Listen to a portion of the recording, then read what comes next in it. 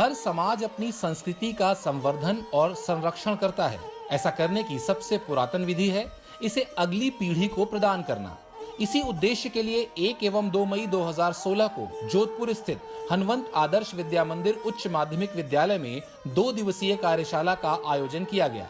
कार्यशाला में 24 विद्यालयों के कुल 570 छात्र छात्राओं ने प्रतिभागिता की। इस कार्यशाला का आयोजन भारत सरकार के संस्कृति मंत्रालय के सहयोग से कुरुक्षेत्र के विद्या भारती संस्कृति शिक्षा संस्थान की तरफ से किया गया। संस्कृति मंत्रालय भारत सरकार के माध्यम से हम भारत का सांस्कृतिक गौरव बढ़ाने के लिए अनेक योजनाओं के माध्यम से निरंतर प्रयासरत हैं।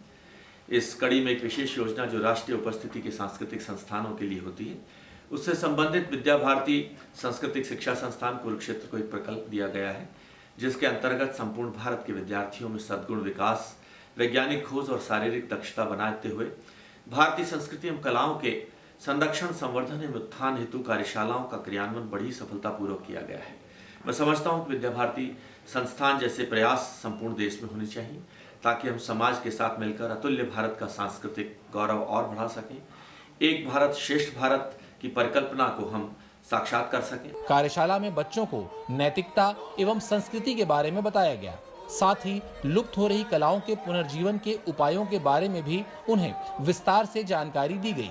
कार्यशाला में प्रतिभागी छात्र छात्राओं ने बच्चों में रचनात्मकता और वैज्ञानिक सोच को बढ़ावा देने के क्रम में 11 सितंबर 2016 को कमला नेहरू नगर स्थित आदर्श विद्या मंदिर उच्च माध्यमिक विद्यालय में भी एक कार्यशाला का आयोजन किया गया।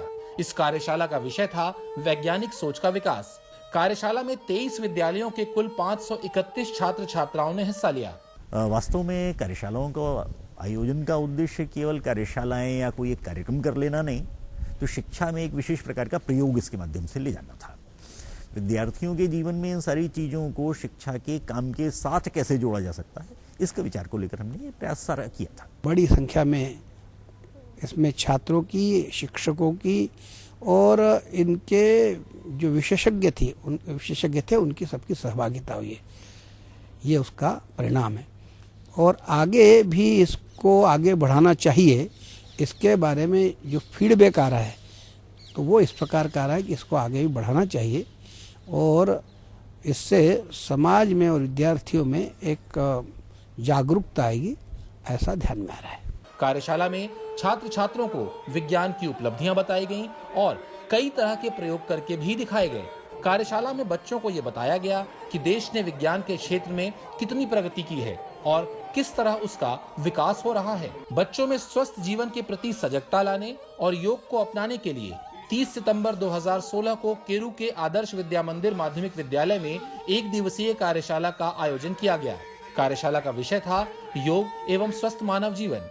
योग के महत्व को कार्यशाला में उपस्थित 8 विद्यालयों के 496 विद्यार्थियों ने जाना। कार्यशाला में बच्चों को योग के आसनों के बारे में बताया गया और उन्हें उसका अभ्यास भी करवाया गया।